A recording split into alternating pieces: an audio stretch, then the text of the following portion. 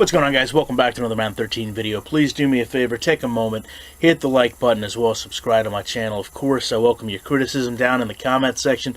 As always, I ask you to follow me on Twitter. My username is ShutdownSafety. Going to play this for you at speed.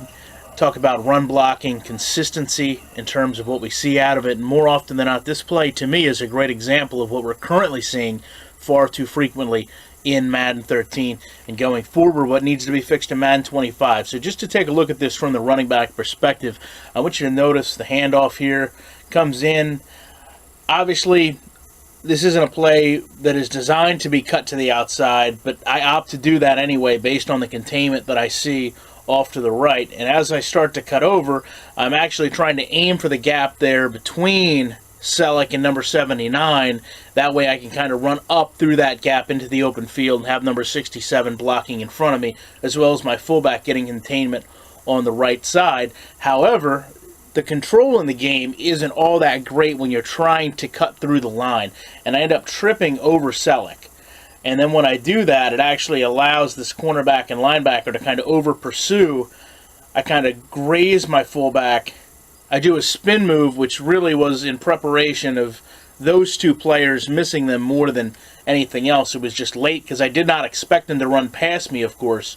And then I start to kind of take up off the field, except I'm caught from behind, and another cornerback comes down and gets me. However, the key things here are total lack of respect for run blocking. We're going to take a look at the fullback here. He comes out, and obviously I realize he's not going to be able to adjust to what I'm doing behind him, nor do I expect him to.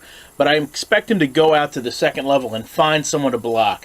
And here you can see he kind of reacts to number 57's cut, and then he comes over, and then he just gets dead set. I don't want to see any more run blocking where my blockers have their face mask toward me. That's not blocking, it's running backwards, and there's no place for it in football. Let me deal with the players that are running downhill toward me. You go out to that next level. Instead, you can see the fullback is going to run directly face-to-face with me in contact, trying to block a linebacker that I'm already going to have cleared. And in fact, he's actually never going to block him. He's going to get confused as to which player he needs to block and allow the linebacker to turn to the outside shoulder and actually run upfield and be the one that makes the tackle. Additionally, when we look over here at Deshaun Jackson, he's going to go out and kind of run his route to bait the safety, but then he comes back in. He never goes out, makes, an aggressive move in terms of holding that safety up or trying to block. He actually does the same thing and starts running backwards